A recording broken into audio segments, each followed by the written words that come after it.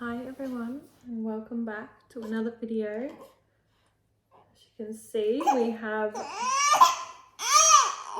she's just saying hi. We have a new member to join the crew here. She is actually 2 months old now, so it's well overdue that I do this video. But I just wanted to talk about my birth story and how we kind of come about her name, and just introduce this little one.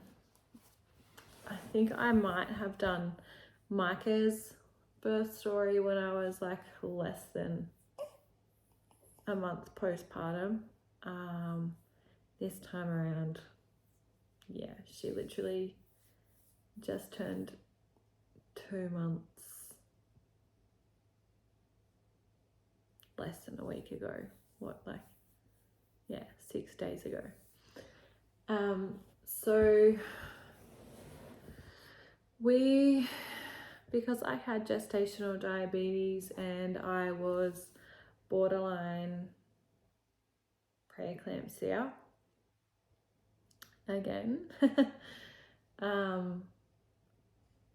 as well as a lot of other issues during pregnancy. So I had hyperthyroidism, I was anemic, and I also had vitamin D deficiency.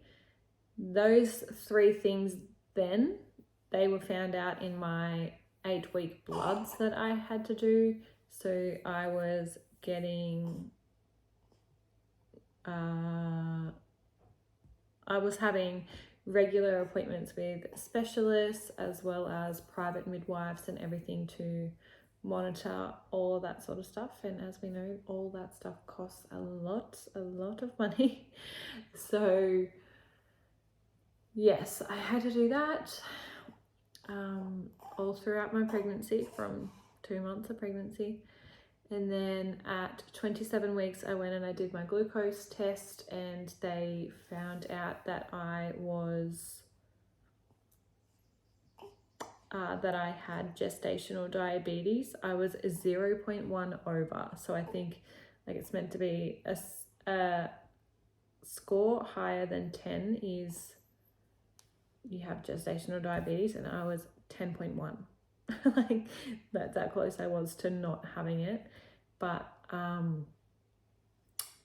it actually rapidly got worse, like very, very, very quickly got worse. And with the program that they have, they only run sessions once a week for you to be able to go and get like your finger pricky thing, and like to be able to monitor your diabetes. And it actually took me up until 31 weeks to be able to get in. Like I'd had it, I think it was just under, I think it might have been 30 weeks in like 5 days or something. So it took me nearly a month to get in to that education session. So I wasn't doing anything different. They just told me to continue as normal because I was only 0.1 over. So they just told me to like continue your diet as normal and whatnot until you have that session. So yeah, I did the session and tried to like make some sort of changes and like educate myself in the meantime while I was waiting for that session, and just did like some food swaps and whatnot during that time, and tried to like monitor it myself even though I didn't have anything to like go against. So yeah, when I went and did that testing, the information session, and picked up all my equipment and everything that you need and get your needles and whatnot, my levels had just gone through the roof. And I did diet controlled for one week after getting my machine, and then everything was just absolutely high. The only level that I was kind of not high with was dinners, and in the end that ended up being high as well. So anyway, they put me on insulin, and even with the insulin it still wasn't going anywhere near like under what it should be, like my levels, and it was still increasing even on insulin, and I was increasing the level of insulin I was injecting into my body too, under guidance obviously. They were kind of telling me I need to up my dosages and all this sort of stuff. And anyway, this whole time that I was on insulin from 32 weeks, it never fully got under control, and I was never consistently under. So I was just increasing that whole time from 32 weeks until this little cherub here was born. And yes, so because I had the gestational diabetes, they actually, when I first went on insulin, all they did was move me forward a week. So actually 38 weeks and 6 days. I was going to be doing a planned C-section.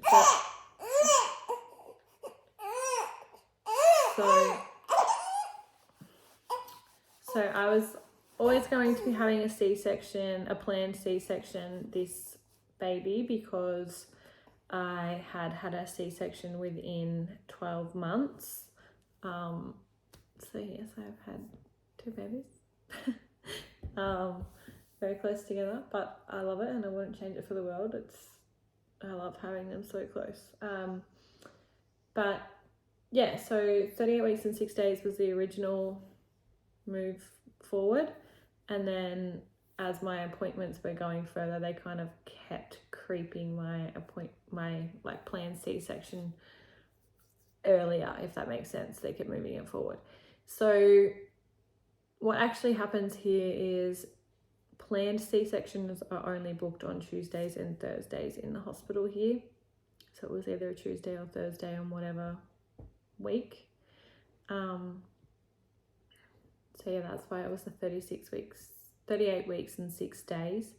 That was a Thursday. So the first date, I think,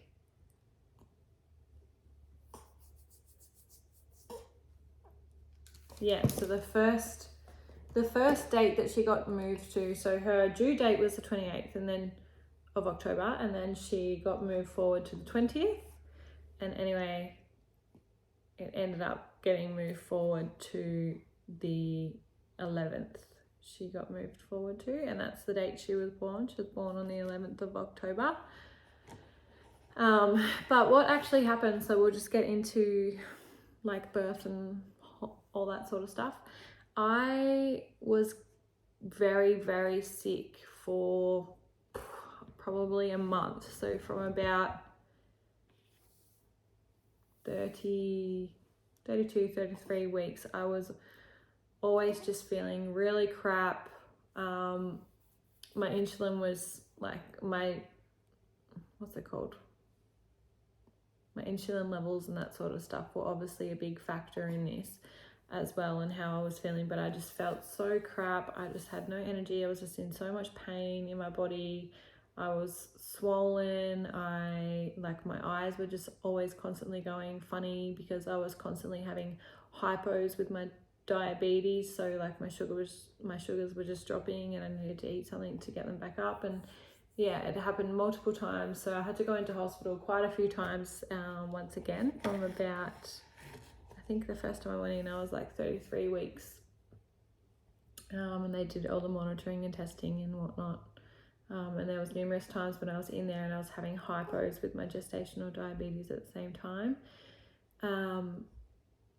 But yeah, anyway, what was I? I think it was 35 weeks. And I went in again because I was just not feeling well at all. And I was very swollen and puffy. And I just felt like I had preeclampsia. So I went in and I did a lot of testing, and I had to get like a lot of evaluations because I was also going in there for weekly monitoring, and then it ended up having to be twice weekly monitoring. And like blood tests each time and urine samples each time and all that sort of stuff. And anyway, there were like my platelets and stuff in my blood were decreasing, which was a sign that preeclampsia was developing. My blood pressure was through the roof sometimes, so they'd shown that it had shown that I had severe hypertension, but it wasn't in the category of preeclampsia yet, and it never got to preeclampsia, but it was, yeah, severe hypertension, which is fun. So I had to go on medication for that as well. I was literally on so much medication. Like, I was on iron tablets, I was on vitamin D tablets. I didn't have to go on anything for my thyroid, thank goodness. I was injecting insulin 3 times a day. I was testing my levels 4 times a day. I was testing my blood pressure twice a day, and I was having blood pressure medication twice a day as well. I was, yeah, anyway, pregnancy just doesn't agree with my body, but yeah, so that time that I went in at 35 weeks and something, I didn't go home, and I was in hospital for, I think it was 3 nights, 4 days, and then they let me out. This was a Sunday. It must have been 36 weeks. Yeah, it must have been 36 weeks actually, sorry, because I'm just calculating in my head. I went in at 36 and 5 or something, I reckon. And I got let out at 37 and 2. Yeah, 37 and 2. And anyway, I was home for a couple of hours, went and played some basketball and stuff with my son and my husband, and I started having contractions. So yeah, I was having contractions for quite a couple of hours, and they were getting a lot more severe and a lot more closer together. So back to the hospital we went. Yeah, got monitored and everything. It was showing the contractions on the screen. They were having a feel. They could feel it in my belly. They checked me. I was dilated. And then they just said, we are keeping you to your planned C-section date. Like, I was like, yep, radio, if I'm in labor and I'm dilated, like, I just wanted to have her. Like, I just wanted to have her, but they wouldn't. It was a Sunday. They wouldn't call anyone in. And even the next day, they still wouldn't do anything about it. So what they actually did was just kept injecting me with morphine and like pretty much like stopped labor. Well, they were keeping it under control, so I didn't feel the pain anyway, and that, like, so it wouldn't progress. So yeah, then I was in hospital again, went back to a different room, and they told me that I was going to be staying in until, like, this was a Sunday. They told me Sunday night that I was going to be pretty much just getting dosed up to stop my contraction and my labor, which I'm glad, because I didn't want to, like, I told them I don't want to labor, I don't want to go through all that again, because it's just really traumatic for me from, you know, my first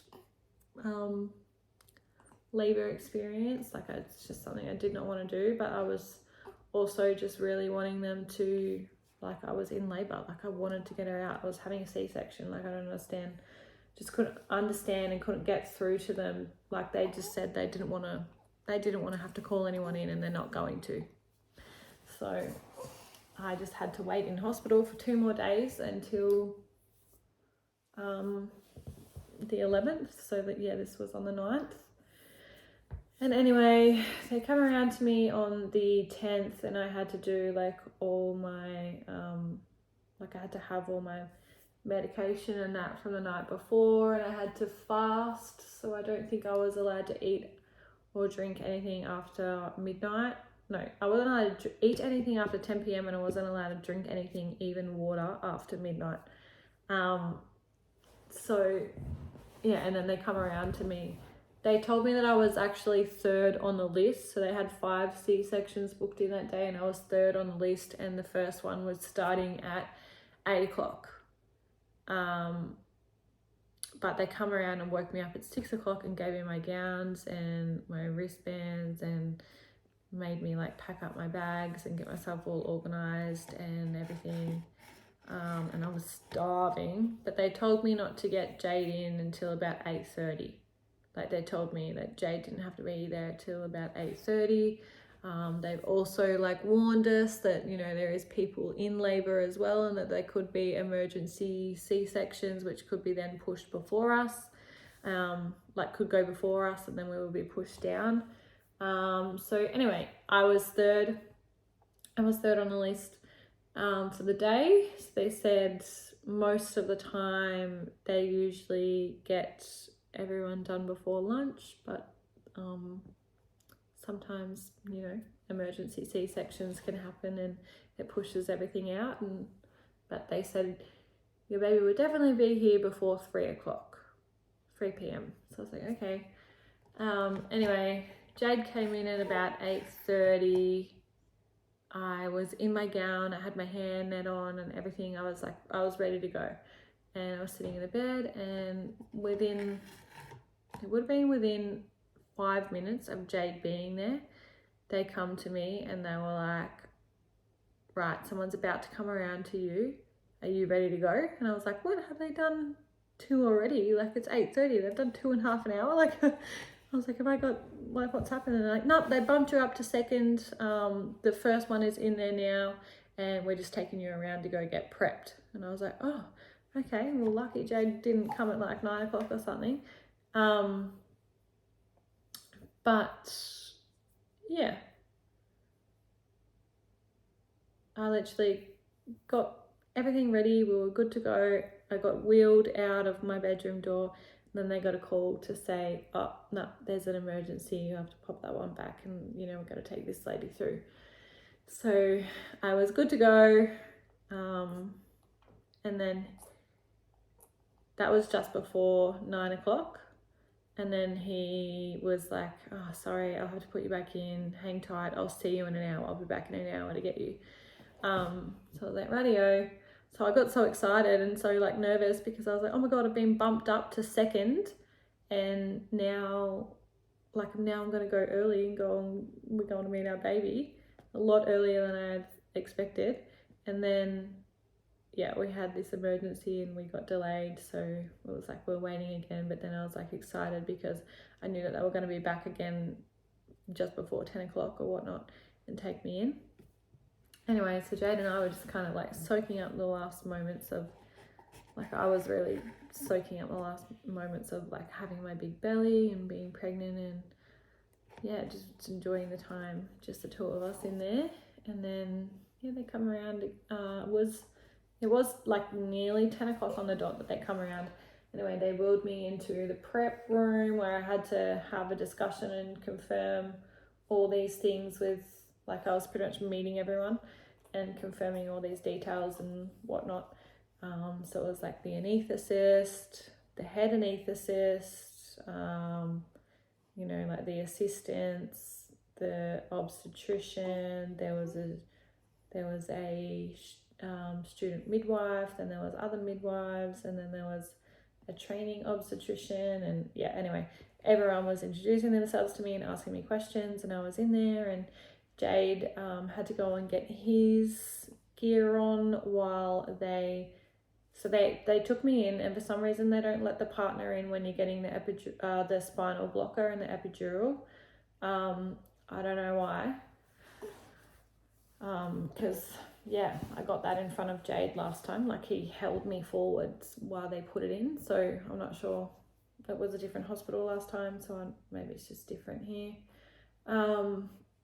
But yeah, I got wheeled in. I went and I was getting that done, and it was taking forever. So I know everyone complains about how much like the epidural needle hurts. Because I was in labor, all my back muscles were incredibly tight. My ligaments were so tight, they said, that it was so hard to get the needle through. So they failed twice, and on the third go they got it. So I had to get that needle 3 times, which wasn't too bad. It more so just kind of stung and was a bit uncomfortable, I think, just because my back was so tight from, yeah, like I was obviously like contracting and that sort of stuff. So, but I couldn't feel any of it because they dosed me up on that much morphine. And yeah, so Jade was like literally waiting outside for nearly half an hour while they were doing that, and that delayed us quite a bit. And he eventually come in, and he said that by the time that he got in, I was already half cut open. So he kind of sat down, and then Nellie was like pulled it off. So he kind of sat down, and then they showed us our baby. Like she was there. I didn't get to do any skin to skin straight away once again, unfortunately, because she had a bit of fluid on her lungs. So they were doing all her testing and everything, and yeah, she had a little bit of fluid on her lungs. So they took her down to intensive care. But what actually happened was, on their way down to intensive care, with all the bumps and all that, there was a lot of movement, and it actually moved the fluid off her lungs on the way down there. So she didn't really need to be in intensive care in the end, but she stayed in there while I was in recovery. And then I got to come down after recovery. I was in recovery for about half an hour. I felt so good this time. Like, recovery last time was really hard. It was really like, yeah, recovery after C-section with my son was really bad. I was in there for about 2 hours, and I just, yeah, wasn't good at all. But yeah, this time with this little girl was so much better. I was in there within 10 minutes. I was having something to drink. I was having a sandwich. I had an icy pole. I was doing so much better. And yeah, I ended up only having to be in there for half an hour, and then they took me down to the nursery where Jade was with her. And then yeah, they took her out of the little incubator thing, and she was hooked up to everything, but she was fine. Like, there was no problems with her at all. And then yeah, I got to hold her for a little bit. We were in there for about like 10 minutes or so, and then they ended up wheeling us around to our room. So she was in there for about 50 minutes or so in intensive care, but she didn't need any treatment or anything. Like, she wasn't getting anything done to her. They just tested her sugar levels and that sort of stuff, because they obviously had to monitor her. They had to do it 3 times, I think, just to see if like my gestational diabetes had affected her. Thank goodness it didn't. She passed with flying colours. Then they come around a little bit later, and they actually showed me my placenta. I asked them to, because they kind of took it away, and then they were like, oh, like, we've got your placenta. Did you want to see it? Do you want to take it home? Do you want to get it encapsulated? Do you want to all this? And I was like, ugh, I don't want to, like, I don't know. I didn't want to get it turned into tablets, and I didn't want to keep it. Like, that just freaked me out. But I just wanted to see it, and I wanted to see what it looked like, because I never got to see my one with my son's, because he's deteriorated quite a lot and ended up coming out really small. So once they took it out, they boxed it up and sent it off straight away for testing.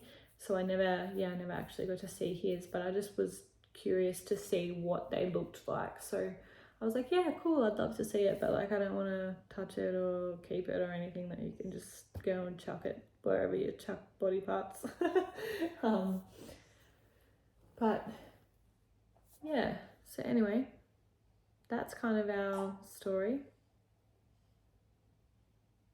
I had a much better experience this time around with the planned C-section than I did going through labour and having the emergency, and my recovery and everything afterwards was all really good as well.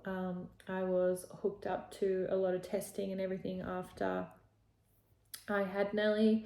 I had to get it like constantly monitored and stuff still with the hypertension and the gestational diabetes, but once she was out, all my levels like normalized. Once her and my placenta are out, yeah, all my levels went back to normal. I was still having to get like regularly monitored for 24 hours afterwards. So it was like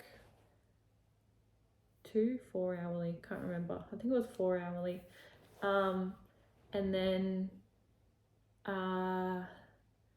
the day after she was born, I had to get an iron infusion. I had to get one during pregnancy for her because I was anemic. And then I lost quite a lot of blood in surgery. So they wanted me to get an iron infusion before I was released from hospital. So I had to get that the day after she was born. And then day 3 in hospital, we got to go home. So she passed everything with flying colours. I was like healthy, and yeah, everything was really good after birth. So we were okay to go home quite quickly. The first night was a little bit hard because I'd obviously they make you keep the catheter and stuff in. They don't take it out until the following day. They make you have one in for 24 hours. So I wasn't able to get that out until I think it was like 10 o'clock. And yeah, so like husbands or anyone at that stage wasn't allowed to stay in hospital the night.